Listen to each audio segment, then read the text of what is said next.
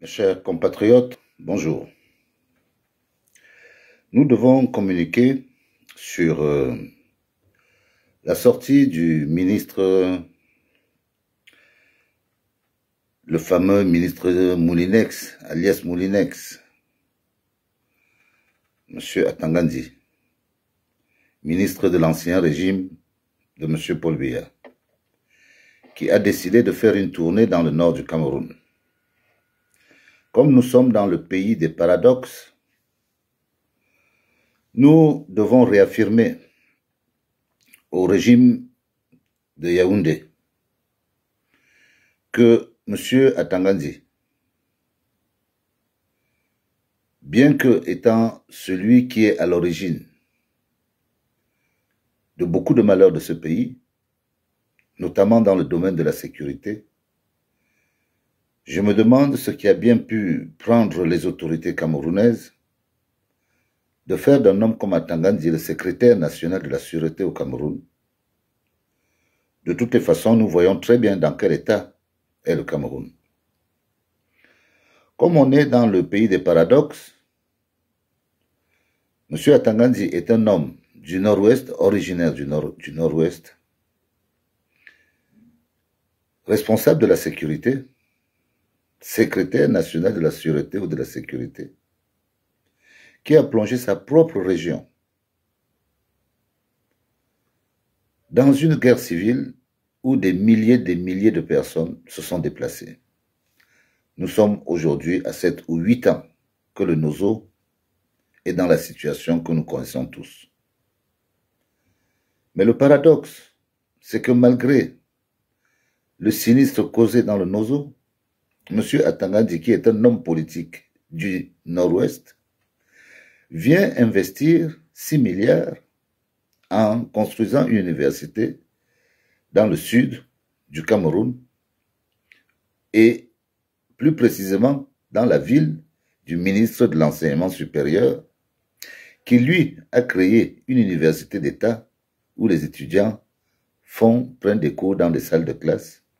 Mais le ministre de l'administration territoriale, lui, à lui tout seul, il a 6 milliards pour construire une université là où un ministre de l'enseignement supérieur n'arrive pas à construire. Donc, nous avons décidé de porter quand même la réflexion du Cameroun pour que les gens comprennent vraiment dans quelle situation le pays se trouve. Pour dire que Paul Biya ne peut pas continuer. Non, ce n'est pas possible. Pas avec des hommes comme Atangandi, que nous avons vu tripatouiller les ordinateurs. Le Conseil constitutionnel, malheureusement, a perdu toute sa parole. Et nous disons que ce que le Conseil constitutionnel a dit ne représente rien pour nous. Donc ça ne sert à rien de nous brandir le Conseil constitutionnel. Le peuple du Cameroun doit rester debout. Nous devons suivre les consignes de notre président, tout en sachant que nous devons nous déployer en tant que peuple pour faire comprendre aux autorités qui auraient l'intention de venir nous soudoyer que la seule façon, c'est la justice des urnes. Ce n'est que ça qui peut faire relancer les choses. Il ne faut pas penser à une quelconque élection régionale ou législative, ça ne sert à rien. On ne va pas ajouter de la merde sur de la merde.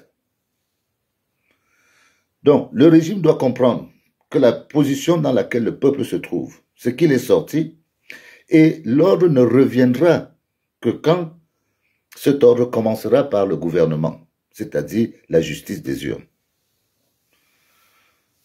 Donc, nous continuons, nous attendons, le délai continue. Peuple du Cameroun, sois prêt à repartir dans la rue, à aller montrer une fois de plus ta présence. Nous espérons que ce sera le dernier assaut pour qu'à ce moment-là, on ne s'arrête que quand tout est réglé. Mais comme nous ne maîtrisons pas le calendrier, nous suivons notre leader. Nous ne devons pas nous soumettre aux petites magouilles. Et la règle est la même.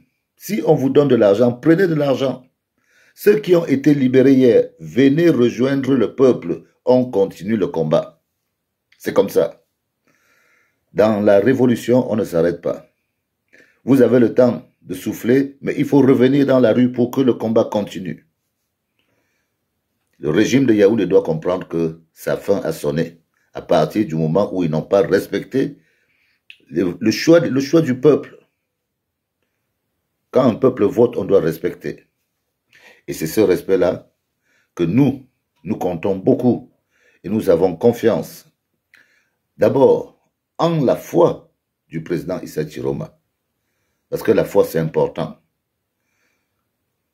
Donc, on reste focus, on regarde. Déjà, on peut dire merci. Certains de nos frères et de nos enfants sont sortis. Ça veut dire que nous sommes dans la vérité. Et nous ne devons pas lâcher. À partir du moment où ils baissent, nous devons tenir encore plus que jamais la rue. Parce que tout le monde doit être libéré. Autant nos enfants que nos intellectuels. Autant nos enfants que nos intellectuels, que nos responsables politiques. Et un vrai bilan sur ceux qui ont disparu. Merci, bonne journée à tout le monde. Le combat continue.